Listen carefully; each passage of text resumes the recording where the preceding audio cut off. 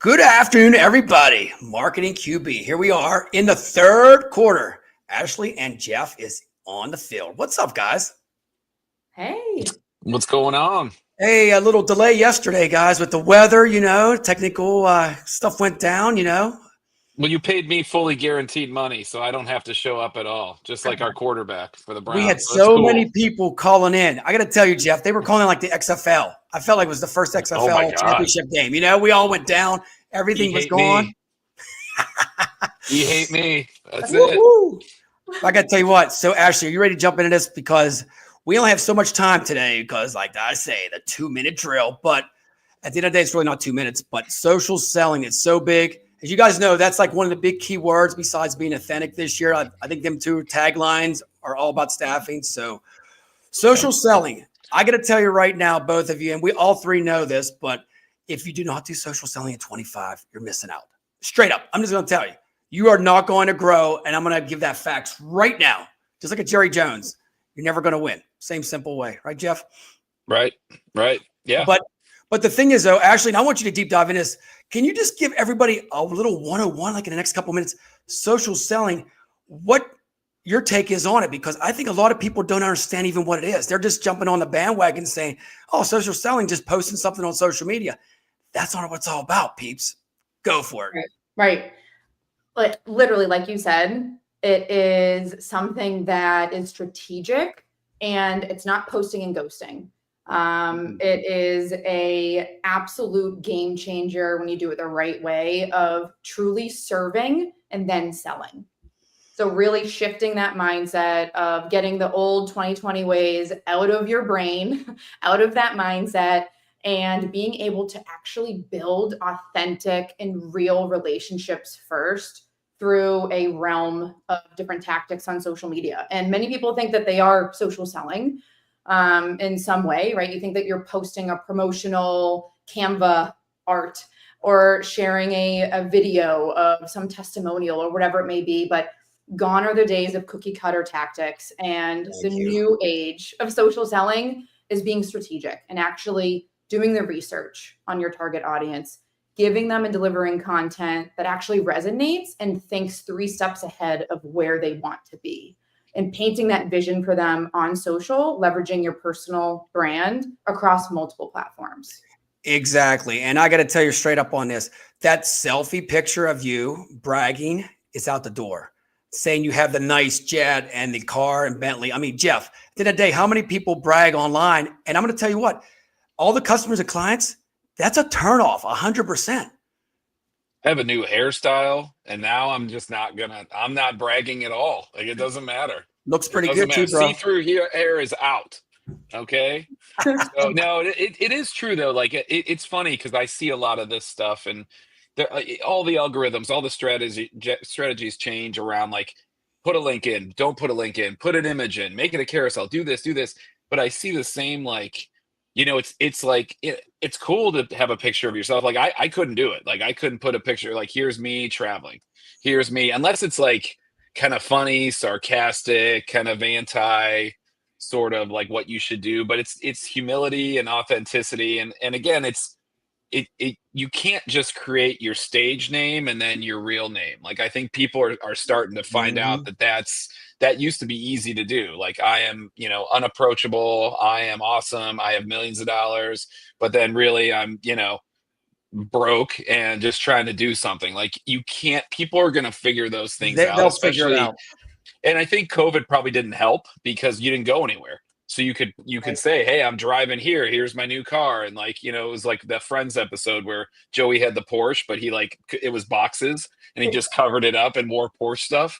But like, I think it's like those days are gone with like, here's me, here's how awesome I am. And I like for marketing, I call it menu marketing.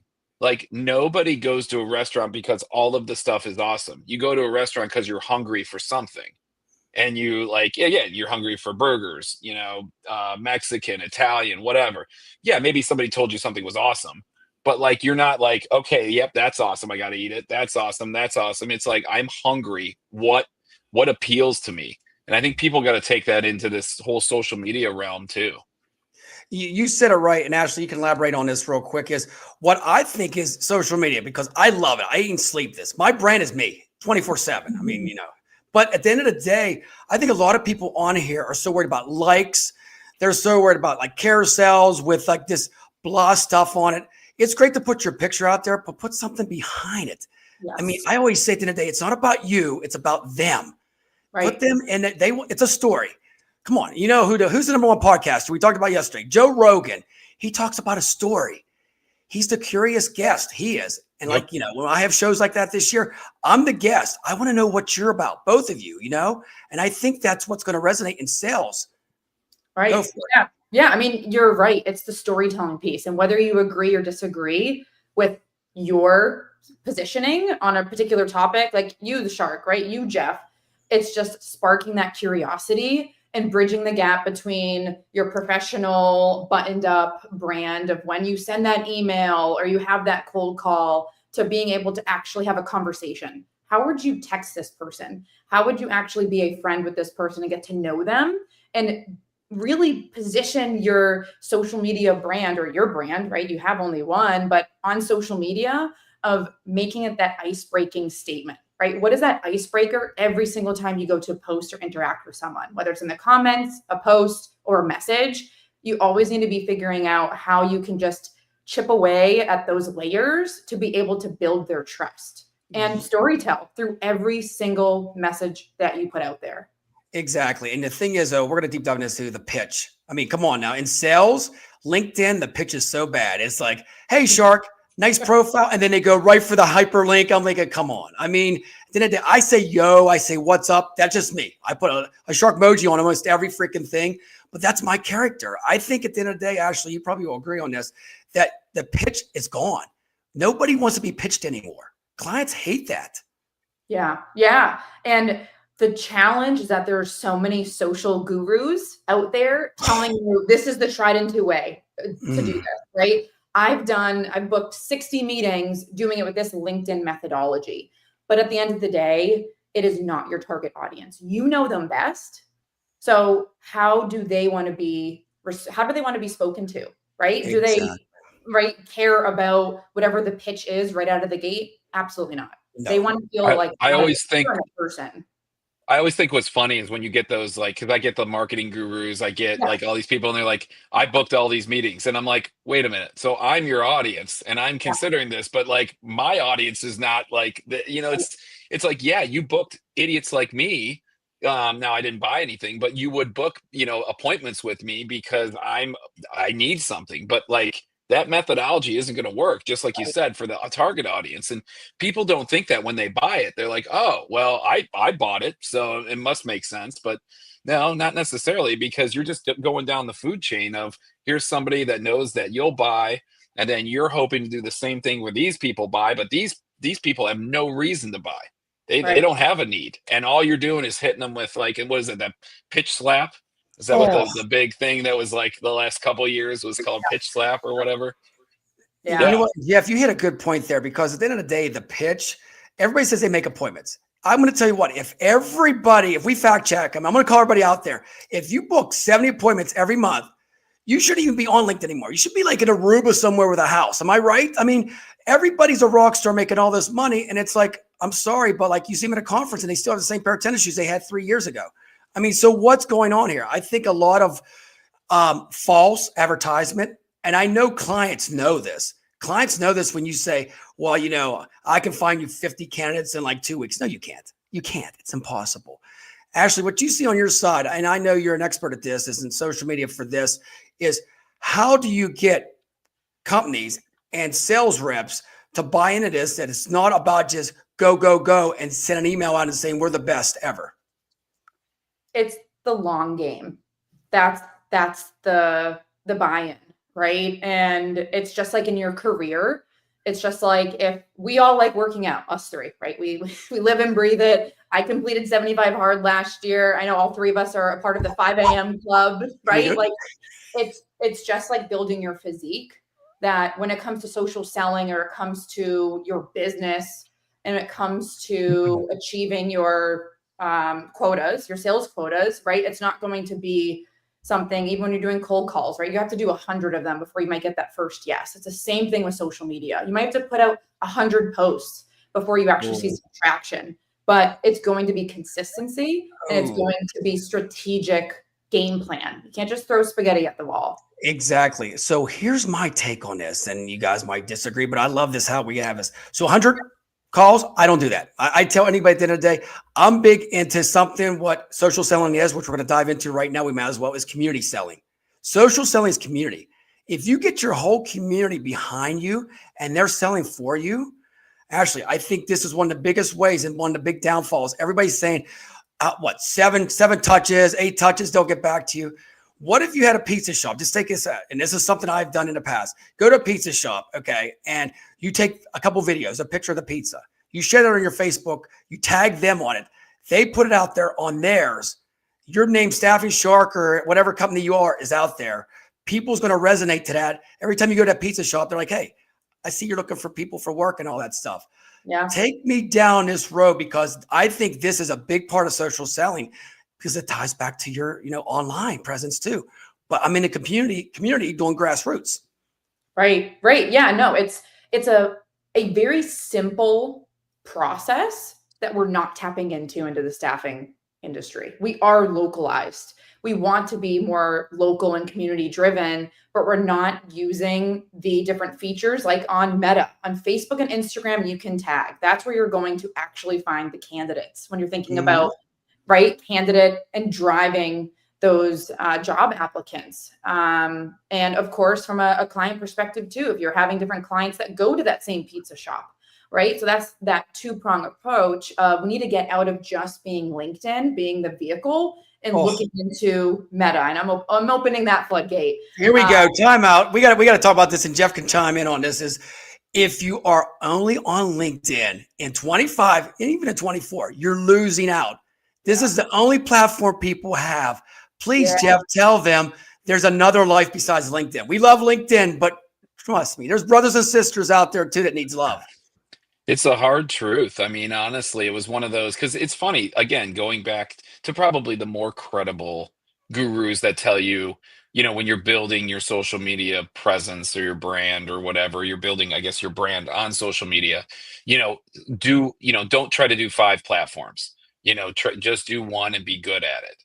And I think people have taken that literally and just said, okay, I'm going to just only be the LinkedIn monster, and I'm going to only do LinkedIn. And what's funny is, and staffing is a great test case for this, because there's 2 different audiences on 2 different platforms. And now you're starting to see cross pollination. If you're selling, you don't just sell on LinkedIn, you can sell on Facebook and Instagram, and I guess Twitter in a way, or X or whatever, all that stuff supports everything, but then candidate used to be only Facebook and, Instagram, but now you see some of that comes over into LinkedIn, because obviously they're using LinkedIn Recruiter and so it's you've got to be present at least in the core platforms.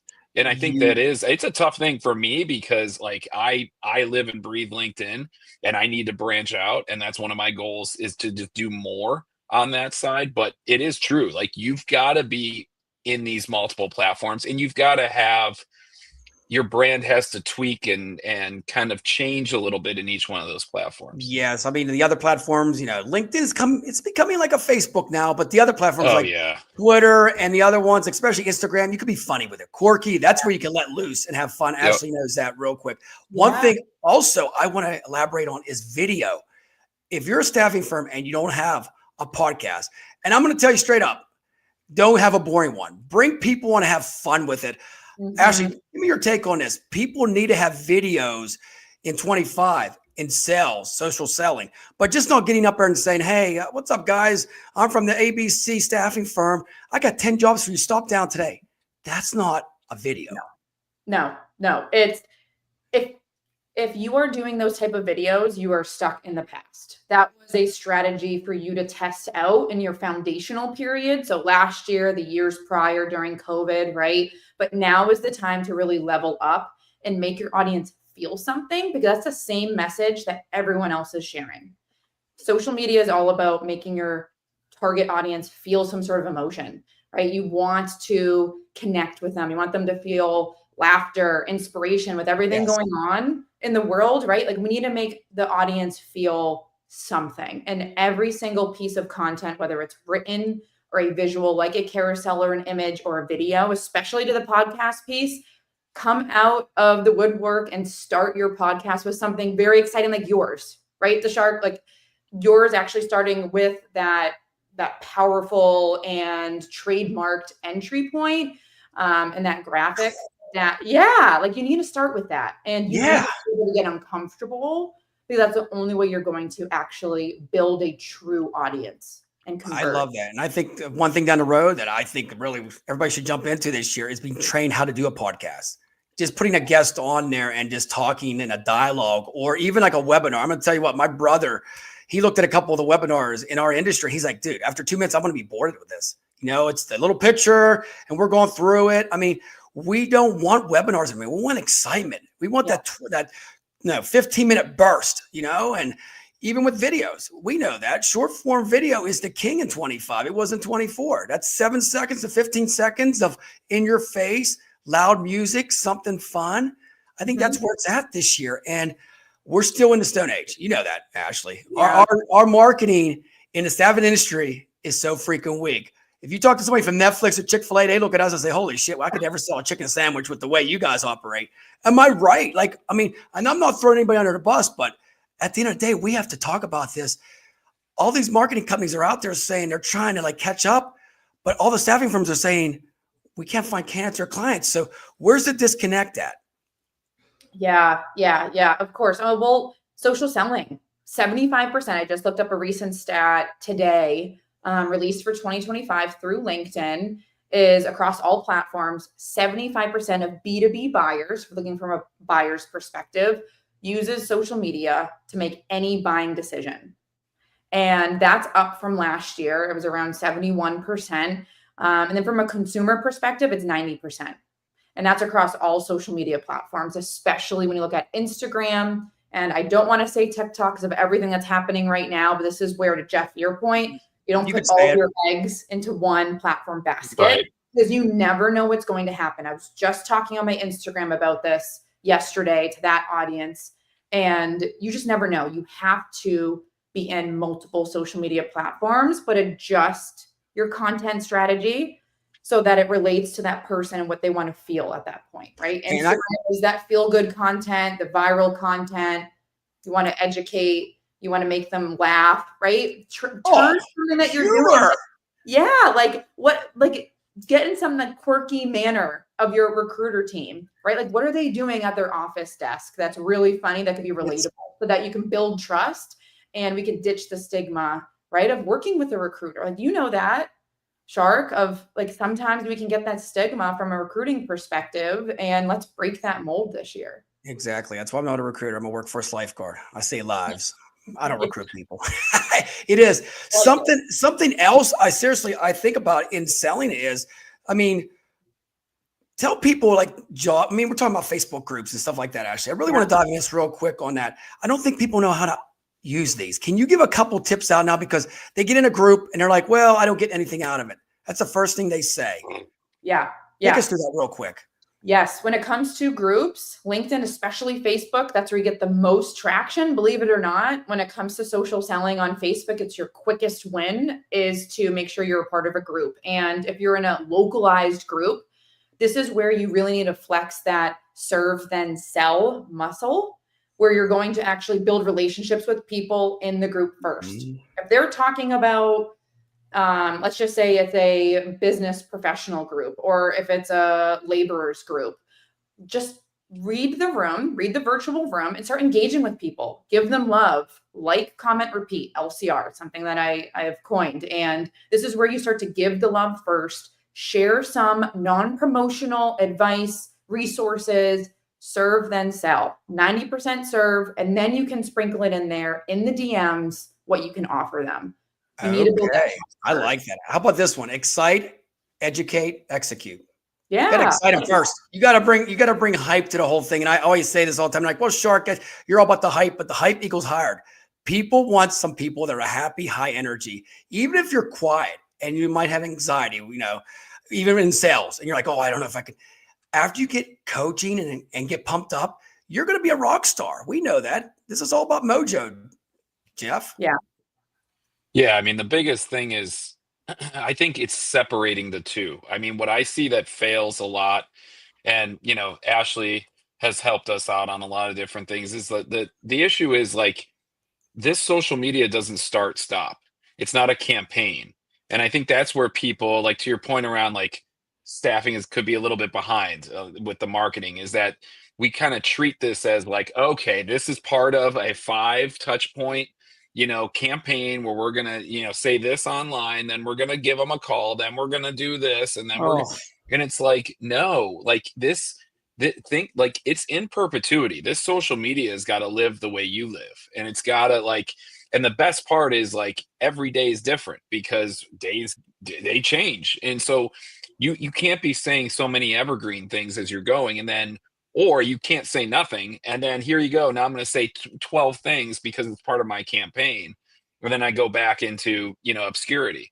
And I think that's where build that brand and build, like, really tell your story online without nobody needs to know the cereal you're having or anything like that, which Really? is how Come on, well, Jeff. I mean, it's cool, like that's all, like, I mean, Cocoa Captain Pebbles. Crunch. Yeah, I was gonna say Captain Crunch, like, but it's just, I think there's still there's a misconception of like, what do you do on social media and what do you do as a campaign? And I think that's the biggest thing that I see with marketing is they're not doing a good enough job educating that side of it. Is that it's two separate things. You can work them together, but it's two separate things. Do you think, Ashley, like in the last couple of years, I feel like our industry is always negative. They're always trying to point not to themselves, but they're pointing to somebody else why they're not getting their results. Did you notice that? And they're trying everything, Jeff. They're trying AI one time. Now they're doing social. They're all over the board. They're trying whatever it takes to get it, but they never stay consistent, guys. Yes. Yeah, it's the consistency. Jeff, I love that comparison of you can't treat it like a campaign, because it's not. It's, if you think your brand, your personal brand, you're consistent with how you show up every day for yourself, doing those regular habits. If you ever read Atomic Habits, that's a fantastic book. It's the same thing with social. It really is. And we are behind the 8 ball because of fear, and we are just uncomfortable at the end of the day. Or we're too busy. And there's 3 different solutions for all of those challenges, many different solutions for all those challenges. But at the end of the day, it's consistency. You just have to show up for your social brand like you do for yourself and your business each and every day. Yep. I love that, Ashley. And I got to ask you, so here's one thing I always say. Everybody has an opinion. When you should post, when you do this, all I can say is just do it when you feel happy and when you want to do it. Yes, take some of them logistics and them analytics, but posting 5 times a day or 3, you could be so confused on this. This is somebody else's. Yes, there's some data, but there's some times on the weekend you can sneak stuff in and it's booming. Friday night at 10 o'clock at night, people still on their phone. Who's posting on LinkedIn? Usually nobody. You could pop up some people while they're trying to go to bed and say, dude, you could have a sale just like that. On any given day, you could sell something. Yeah. Yeah. And this is why it's so critical to leverage different platforms, because like Jeff, you said that about your cereal, right? Don't post it, but maybe you want to post something like I do on my Instagram account on your stories. That's where you also can weave in that consistent behind the scenes into fitness, right? Protein ball recipe. Like, what are you doing at the gym? What book are you reading? Like, give them a sneak peek into your life on your stories on Meta. And then you're posting, weave that into it too, so that you are showing up every day through a post, or you're just commenting, right? Like, you can get those comments out there and it's getting the same views and respect, if you will, by sharing a comment on someone else's post, just to show that you're still top of mind and you're active. And I think something else, and you probably both agree on, everybody's worried about likes. I'm worried about engagements. Like I said, if I have 5 likes and 3 people's engaging with me, that's what it's all about. Look at that ratio compared to, I got 2,000 likes and only 2 people commented. Yeah. Yeah. Those vanity metrics, they are out the door. This is where, when you really drill down to, and you work with an expert on what's your social media strategy, you can figure out what are those KPIs that actually are important that bubble up into my overarching marketing strategy. And yeah, is it post shares because you get more visibility? Is it website traffic from your posts or even your profiles in general? Or is it messages, right? There's so many different ones, but yeah, the vanity metrics have got to go. The follower growth. I've seen so many accounts that have 10,000 plus followers, but they're stale. There's no one commenting. So Okay, it really doesn't matter. You'll love this. I'm going to mention somebody's name, but I'm just going to throw it out there. Person has over 100,000 followers on LinkedIn. Called me last year for a job. 100,000. Does marketing. Does a lot. Is that wild? And when I broke it down, I'm like, okay, so 100,000. Why are you asking me for a job? And I thought you were being a guru in the industry. So it was like, it's wild how you really have to understand the industry. And I think just be yourself and be happy for who you are. Don't try to be somebody else on LinkedIn. Right. Praise them for what they're doing, but stay in your own lane. I think that's what really, the moral of the whole story is you're going to get too confused if you worry about what everybody else is doing. Stay in what your focus, Ashley, what you and Jeff do great is stay in your lane, get it out there, and the clients will come to you. Yep. Yeah, absolutely. Totally agree. Jeff, you got a couple minutes? Are you ready? What's your I gotta go, man. You could stay on. Ashley's more important than I am. All right, Jeff, we're gonna stay on for a couple more minutes in OT here with Ashley. Do it. All right, Jeff, hold on one second, brother. Jeff's out of here. We'll see you next week. Buddy. Antonio Brown in it. All right, peace out. You got to say peace out, man. Come on. Peace out. Take care, Jeffrey. Oh, awesome. Yeah, so I want to deep dive a little bit more, Ashley. You got a couple more minutes here because I think this is something that's big here. So what I see on my end with people trying to sell is they're buying the ZoomInfo. They're buying, all these other platforms. Tell me what you think about them buying all these leads and then trying to sell, and they're just doing a blast email out. I mean, you probably see this all the time. Break this down for us. That doesn't work. Yeah, it really doesn't. And this is where social selling, we need to stop thinking as a silo effort because it needs to be integrated. And it's a huge buzzword that we've been using for a long time, integrated marketing.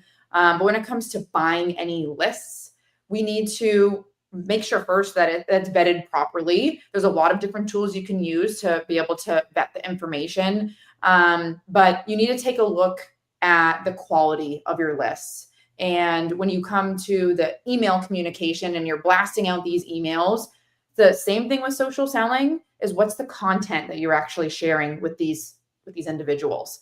But my recommendation is be very hesitant and weary and just vet check. Make sure that you are taking a look at the list and scrubbing it first before you're actually sending it out, because you do not want to also get yourself blacklisted. Exactly. And I think the one big thing that I can tell everybody is if you just talk about your company over and over, clients don't give two shits about that. I'm going to tell you, Ashley, being on the streets all the time, these clients have been burnt by staffing firm after staffing firm after staffing firm. And they say, what can you do for me different? And I say this all the time. And I did this service plan. How can you service them? Yeah. Anybody can really find a body. If you're, at the end of the day, you can find somebody to fit that position, but how can you service them when something goes wrong? On the weekends, are you available? If something happens, injuries, all that's how they're going to be protected. If you can solve that, you'll get the deal, Right. Yeah, absolutely. Yeah. Jeff and I were just talking about this yesterday about the client experience and the candidate experience and being able to, get out of our new ways of pushing everything just to an email. And like, let's grab the phone, let's pick up the phone, send a text. We're in the day and age where a lot of people are working around the clock and being able to deliver that extreme high priority customer experience. And like you said, just being able to build and give that comfort is going to be really critical. And what I love about social selling is it's free, guys. Do you know this is free? You are leasing your platform. You do not own LinkedIn. My name, Richard Roser, Staffing Shark, can go away tomorrow on all platforms. You are leasing it. Do you know when you say that button, you never read the fine print? All the information there is theirs. And I love when people say, well, the algorithm, we all complain about the algorithm, but at the end of the day, this is all free, Ashley. They can do whatever they want to it. We are running a space basically for free. Yep. Yep. This is a free way to market your brand. And it has that tie. When you think of your personal brand, it has that connection to whether it's you own your own business, staffing firm, or that you work for one.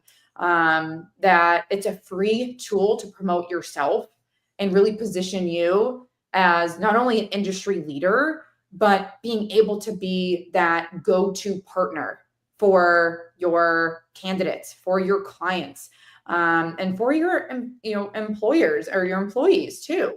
But yeah, it's like you said, we are, it can go away tomorrow. Like I said, that's about TikTok too, with everything that's going on.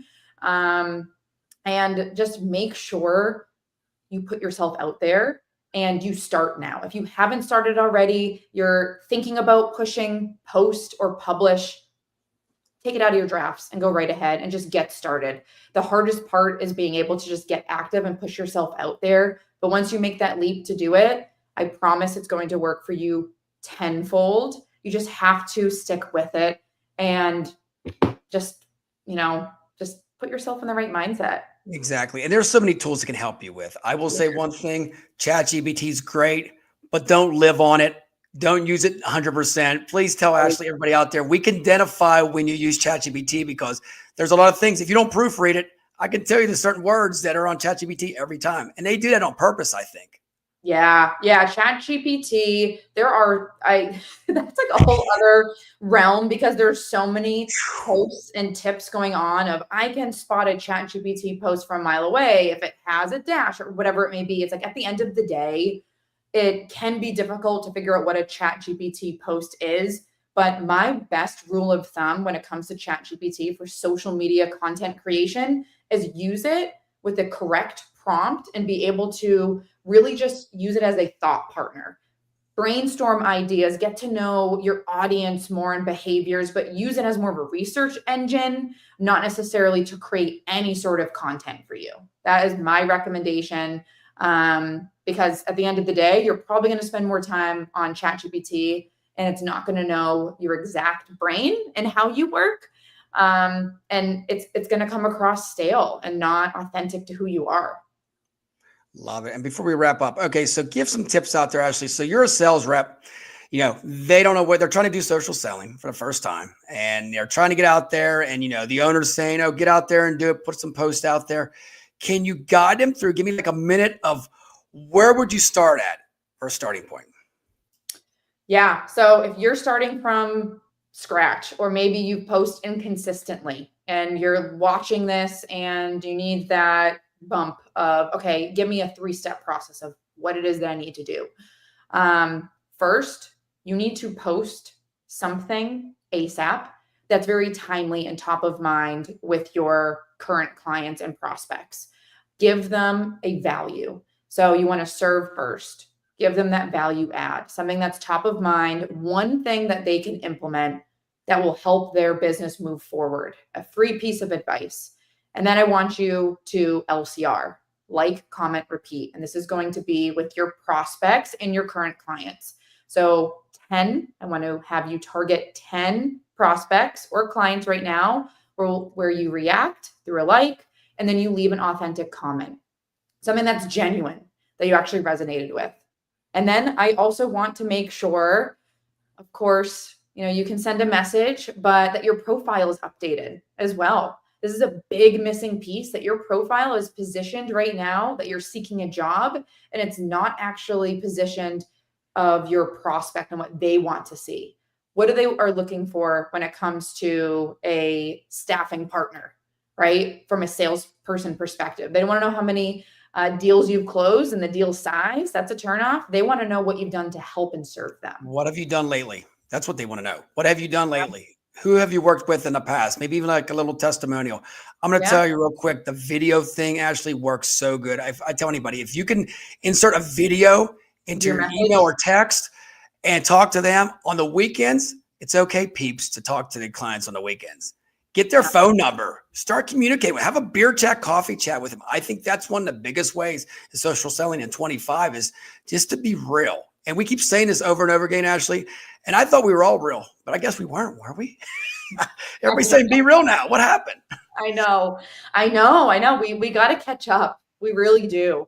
You just have to break out of the old school mindset and really position yourself on social media, and start with LinkedIn first. If that's your comfort zone, that's where, you might be watching this now, and just be able to have a conversation with someone and get real with them. And if you're taking a look at your post and you're seeing that it's the same type of messaging and voice and tone that you've always done, and it really hasn't resonated, you got to switch it up.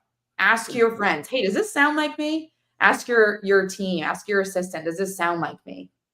And it's okay to have slang. I'm from Pittsburgh, so you know Yeah. my stuff. Yinzers, every I do ... because I have more shit to say. I mean, that's what makes you who you are, Yeah. Yep. And get on camera. You don't need to have. Oh, okay. So time out. We got to talk about this because this is something. So many people don't want to be on camera. If you're in staffing, recruiting, or sales, you got to be on camera. You're a people person. I don't care what. You don't even have to put a ball cap on. This stuff of being professional anymore, Ashley, the professional photo shots and stuff like that, that's great. I don't give two shits. Me holding up a beer, I get more people engaging me with that than I do a picture of me with a shirt and tie, which I haven't had on since 2016. So Yeah. You got to get on camera, get out of your office setting, go for a walk, get outside, get the natural lighting. Where can you get the most natural lighting? And what's a space that resembles your brand the most? yes. Right? If it's you walking to the gym and you have that repeated habit of showing up every single morning with a recording of you walking to the gym, and it's a 30-second message to your prospects, do it. Whatever aligns with your brand that is outside of your 4x4 office, 10x10 office, that's what's going to really resonate and separate you from the rest. It doesn't have to be scripted. Just speak from top of mind. And that is what's going to really sell your brand the most. Exactly. And when you go into the clients, have fun with it. Joke, laugh. Everybody likes to laugh these days. Humor will get you the contract. Yep. Am I right? I mean, seriously, it is. Anything else before we get out of here? I know Jeffrey's gone. Anything else that you want to talk about real quick here? It's on your mind. I mean, it's open platform here, girl. Do it. Yeah, there's a lot. I think the biggest takeaway, without overwhelming you, is really to dig into video this year. If you said that it was going to be a priority last year, the years prior, this is your year. You have to implement it, and just get out there from your personal brand, test it that way. If you have someone at your company, if you're an owner or a VP or above, and you have team members, recruiters, salespeople that can be acted as your brand ambassador to test that, do it. Do it with the right employee policies put into place. Send them over to me. I'll review it for free if you want me to take a look. I don't mind. I want you to be equipped with the right, policies in place. And then also test out different platforms and make sure you're making your audience feel something. Get onto Instagram, get onto Facebook, test those out, and just give your audience the content that they're craving and that they deserve to see, and really kick it up a notch this year. That's it. Get the popcorn ready. And if you're a big staffing firm, I'm going to tell you right now, let your peeps post on social media. I mean, it's a real big thing here. They box you in, and I've been boxed in before. I don't know if you have, Ashley, where they say, well, we can't put this out here, our policy. And it's so boring. They're missing the train. I see a lot of big box staffing firms not doing videos because that's not their policy. They never done it before. At the end, tell them, everybody should have an open door. I mean, you don't want to do too crazy. I mean, there's some crazy stuff that happens on LinkedIn. Yeah, we won't go there. I mean, there's bikini pics, beach pics. I think we're a Baywatch yesterday, but it is what it is. Can you tell anybody out there, like big staffing firms, if you worked with, how you convert them a little bit to maybe open up their minds and be open to let the sales rep have a little bit more leadway? Yeah, it's the biggest piece that I've seen is looking at the data. At the end of the day, when I have worked with clients, either currently or in the past, when it comes to an employee advocacy program, look that term up, look up the data of the benefits that it can give your business when it comes to the bottom line.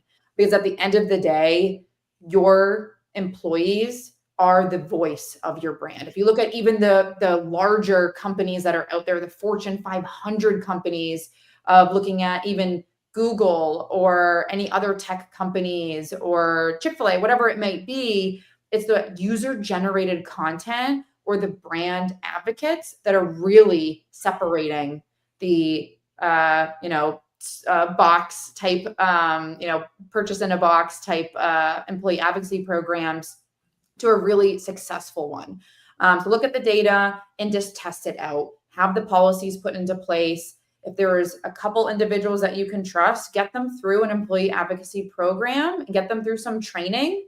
There's a lot of great individuals out there that offer training to make sure they're set up for success, and just test it. This is the year you really need to test and think outside the box. And big staffing firms or even small ones, treat your sales reps with respect, because at the end of the day, you don't own the candidate. The sales rep does, because that's where the social selling is all about. They're the grunt work, and they're going to take the client with them, and there's not going to be nothing you can do. So treat them with respect. Yep. All right, Ashley, I'm out of here. You ready to rock and roll? Yeah. You ready? All righty. We are done for the day. All right, guys, that was another quarterback sneak. We'll see you next week. Take care. Bye.